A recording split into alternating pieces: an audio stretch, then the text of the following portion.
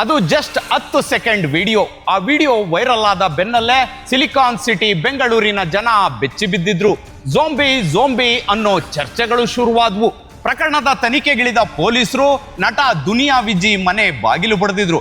ಇಷ್ಟಕ್ಕೂ zombie viral ವಿಡಿಯೋಗೂ ನಟ ದುನಿಯಾ ವಿಜಿಗೂ ಏನ್ ಲಿಂಕು ಅಂತೀರಾ?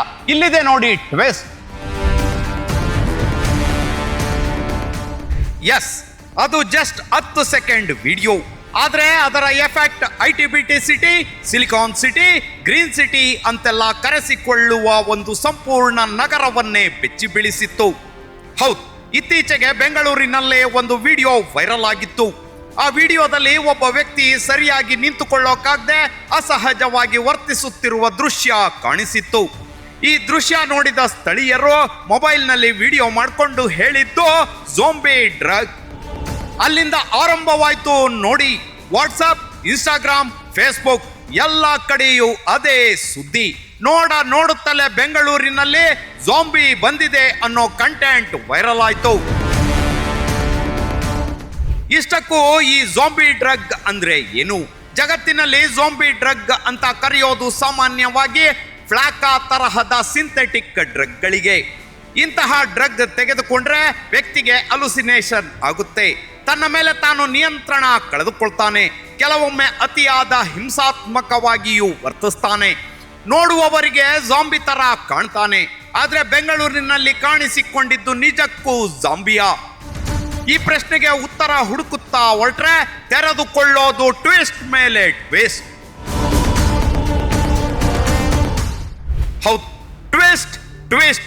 ಬೆಂಗಳೂರು ಸಿಟಿ ಪೊಲೀಸರು ಕೊಟ್ಟಿದ್ದು ಪ್ರಕರಣಕ್ಕೆ ಮೊದಲ ಟ್ವಿಸ್ಟ್. ಬೆಂಗಳೂರು ನಗರ ಪೊಲೀಸ್ ಇಲಾಖೆಯ ಪ್ರಕಾರ ಝೋಂಬಿ ಡ್ರಗ್ ಅನ್ನೋ ಯಾವುದೇ ದೃಢೀಕೃತ ಪ್ರಕರಣ ಬೆಂಗಳೂರಿನಲ್ಲಿ ನಡೆದಿಲ್ಲ. ವೈರಲ್ ಆದ ವಿಡಿಯೋವನ್ನ ತಪ್ಪಾಗಿ ಅರ್ಥೈಸಲಾಗಿದೆ. ಆ ವ್ಯಕ್ತಿ ಸಾಮಾನ್ಯ ಡ್ರಗ್ ಅಥವಾ ಆಲ್ಕೋಹಾಲ್ ಪ್ರಭಾವದಲ್ಲಿರಬಹುದು ಅಥವಾ ಆರೋಗ್ಯ ಸಮಸ್ಯೆಯಿಂದಲೂ ಹಾಗೆ ವರ್ತಿಸಿರಬಹುದು. ತನಿಖೆ ನಡೆಯುತ್ತಿದೆ ಅಂದಿದ್ರು. ಪ್ರಕರಣದ ಅಸಲಿಯತ್ತು ತೆರೆದುಕೊಳ್ಳೋದೆ ಈಗ. ತನಿಖೆಗಿಳಿದ ಪೊಲೀಸರು ಮೊದಲು ವಿಡಿಯೋದಲ್ಲಿ ಕಾಣಿಸಿಕೊಂಡ ಆ ವ್ಯಕ್ತಿ ಯಾರು ಅಂತ ಪತ್ತೆ ಹಚ್ಚಿದ್ರು. ಆತನ ಹೆಸರು ರಾಜವೀರ್ ಸಿಂಗ್. ಮೂಲತಃ ಪಂಜಾಬಿನ ಲಾರಿ ಚಾಲಕ. ಆತನಿಗೆ ಆರ್ಥರೈಟಿಸ್ ಕಾಯಿಲೆ ಇತ್ತು. ಮದ್ಯ ಸೇವಿಸುತ್ತಿದ್ದ. ಅವತ್ತು ಕಂಠಮಟ್ಟ ಎಣ್ಣೆ ಕುಡಿದ ಬಳಿಕ ತನಗಿರೋ ಕಾಯಿಲೆಗೆ ಟ್ಯಾಬ್ಲೆಟ್ಸ್ ತೆಗೆದುಕೊಂಡಿದ್ದ. ಅದರ ಎಫೆಕ್ಟ್ ನಿಂದಾಗಿಯೇ ಆತನ ಕಣ್ಣುಗಳು ಮಂಜಾಗಿ ನಡೆಯೋಕ್ಕೂ ಸಾಧ್ಯವಾಗದೆ ನಿಂತ ಕಡೆಯೇ ನಿಂತಿದ್ದ. ಆದ್ರೆ ಈ ವಿಡಿಯೋ ಹರಿಬಿಟ್ಟವರು ಝೋಂಬಿ ಅಂತ ಕ್ರಿಯೇಟ್ ಮಾಡಿದ್ರು. ಕನ್ನಡದ ನಟ ದುನಿಯಾ ವಿಜಿ ಕೂಡ ಝೋಂಬಿ ಡ್ರಗ್ ಅನ್ನೋದು ಇದೆ, ಯುವಕರನ್ನ ಹಾಳು ಮಾಡ್ತಿದೆ ಅಂತ ಧ್ವನಿ ಎತ್ತಿ ರಿಯಾಕ್ಷನ್ ಕೊಟ್ಟಿದ್ರು. ಇದೇ ಕಾರಣಕ್ಕೆ ಇದೀಗ ವಿಡಿಯೋ ಹರಿಬಿಟ್ಟವನು ಸೇರಿದಂತೆ ದುನಿಯಾ ವಿಜಿಗೂ ಪೊಲೀಸ್ ಸಂಕಷ್ಟ ಎದುರಾಗಿದೆ. ಅವರ ಮನೆ ಬಾಗಿಲಿಗೆ ವಿಚಾರಣೆಯ ನೋಟಿಸ್ ತಲುಪಿದೆ. ನಮಸ್ಕಾರ. ಈಗಾಗಲೇ ನೀವು ಭೀಮಾ ಸಿನಿಮಾ ನೋಡಿದ್ರಿ. ಅದರಲ್ಲಿ ಗಾಂಜಾ ಮತ್ತು ಟೈಡಲ್ ಬಗ್ಗೆ ಮಾತಾಡಿದ್ವಿ. ಈಗ ಹೊಸದೊಂದು ಡ್ರಗ್ ಬೆಂಗಳೂರು ಬಂದಿದೆ ಅನ್ನೋ ಮಾಹಿತಿ ಇದೆ. ಅದು ಝಾಂಬಿ ಅಂತ. ಸೊ ಹಾಗಾಗಿ ಯುವಕರು ತುಂಬ ಹುಷಾರಾಗಿರಬೇಕು. ಯುವಕರಿಗಿನ್ನ ಹೆಚ್ಚಾಗಿ ಜೊತೆಯಲ್ಲಿ ಪೇರೆಂಟ್ಸ್ಗಳು ಕೂಡ ಹುಷಾರಾಗಿ ಮನೆಯಲ್ಲಿರೋ ಮಕ್ಕಳ ಬಗ್ಗೆ ಗಮನ ಹರಿಸ್ಕೊಬೇಕು ಅಂತ ಹೇಳ್ತಾ, ಅಸಲಿಗೆ ನಾವು ನೋಡಿದ ದೃಶ್ಯ ನಿಜವಾಗಿರಬಹುದು, ಆದ್ರೆ ನಂಬಿದ ಕತೆ ತಪ್ಪು. ಇದು ಕೇವಲ ಡ್ರಗ್ಸ್ ಮಾತ್ರವಲ್ಲ, ಸೋಷಿಯಲ್ ಮೀಡಿಯಾದಲ್ಲಿ ಬಂದಿದ್ದೆಲ್ಲವನ್ನು ನಂಬಿಬಿಡುವ ವೈರಲ್ ಡ್ರಗ್. ಜನರ ಮನಸ್ಸಿಗೆ ವಿಷ ಬೀಜ ಬಿತ್ತುವ ವೈರಲ್ ಡ್ರಗ್ ಇದು. ಒಂದು ಚಿಕ್ಕ ವಿಡಿಯೋ, ಒಂದು ಭಯ ಹುಟ್ಟಿಸುವ ಕ್ಯಾಪ್ಷನ್ ಅಷ್ಟೇ ಬೆಂಗಳೂರು ಪ್ಯಾನಿಕ್ ಆಗಿ ಬಿಡ್ತು. ಸತ್ಯ ನಿಧಾನ, ಆದ್ರೆ ಸುಳ್ಳು ಕ್ಷಣಾರ್ಧದಲ್ಲಿ ವೈರಲ್ ಆಗುತ್ತೆ. ಇದರಿಂದ 3 ಮುಖ್ಯ ಪಾಠಗಳನ್ನ ಕಲಿತಂತಾಯ್ತು. ಲೆಸನ್ ನಂಬರ್ 1, ಡ್ರಗ್ ಬಗ್ಗೆ ಜಾಗೃತಿ ಇರಬೇಕು. ನಗರಗಳಲ್ಲಿ ಸಿಂಥೆಟಿಕ್ ಡ್ರಗ್ ಸಮಸ್ಯೆ ನಿಧಾನವಾಗಿ ಹೆಚ್ಚಾಗುತ್ತಿರೋದು ನಿಜ. ನಾವು ಮತ್ತು ನಮ್ಮ ಕುಟುಂಬ ಎಚ್ಚರಿಕೆಯಿಂದ ಇರಬೇಕು. ಲೆಸನ್ ನಂಬರ್ 2, ಫೇಕ್ ನ್ಯೂಸ್ ತುಂಬಾ ಅಪಾಯಕಾರಿ.